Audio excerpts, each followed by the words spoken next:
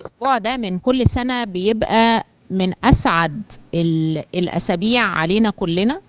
أي نعم، بيبقى محمل كل واحد فينا بضغوط السنة كلها، بس يعني بنصمد إلى نهاية السنة، وأنا بسميه دايما أسبوع الحصاد. إن احنا دايما بيبقى عندنا آمال وطموحات إن احنا نشوفها في طلابنا، ونشوف مشاريعهم بتظهر على أرض الواقع.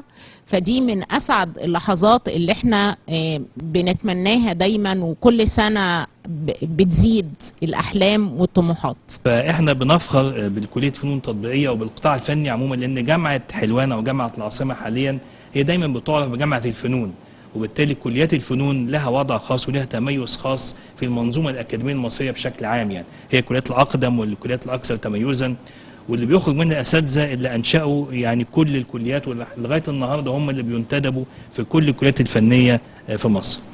الحاجة التانية ان كلية فنون تطبيقية هي مرتبطة بالصناعة ومرتبطة بالمهنة ومرتبطة بالتطبيق الفعلي للحاجات اللي الطلبة بيدرسوها، وخريجيها مطلوبين دايما في سوق العمل، واعتقد ما فيش حد ما بيشتغلش، حتى يمكن هو طالب احيانا بيبدأ يتدرب ويشتغل يعني.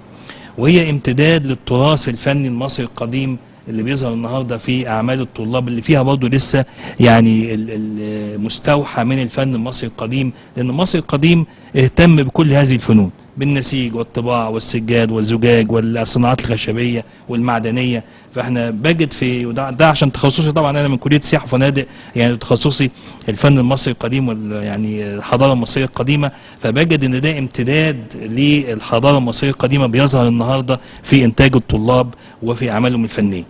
احنا طبعا بندعم الطلاب تماما من خلال مثلا زي ملتقى التوظيف اللي احنا موجودين فيه النهارده، ان احنا بنحاول فعلا طبعا نتكلم الاول سريعا كده ان كليه الفنون التطبيقيه هي من اقدم كليه في جامعه حلوان، واقدم كليه فنون تطبيقيه في يمكن الشرق الاوسط تحديدا. فكون ان احنا نلتقي في ملتقى توظيفي زي كده النهارده، ده دليل على ان اداره الكليه واداره الجامعه داعمه للشباب الموجودين، وان احنا عندنا كليه فنون تطبيقيه فيها اكثر من 14 قسم.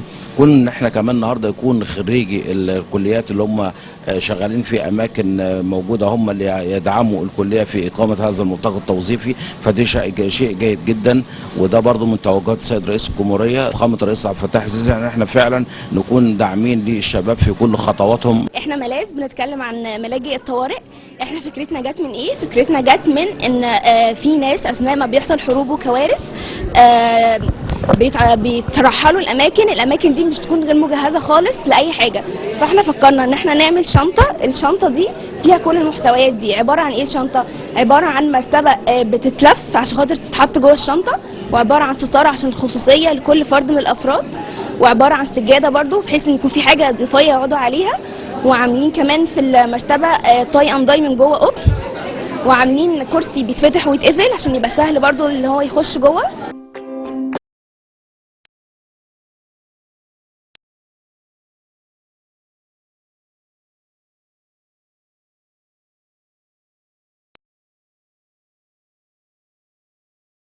احنا تيم فؤاد منسوجات، احنا فريق ملاذ.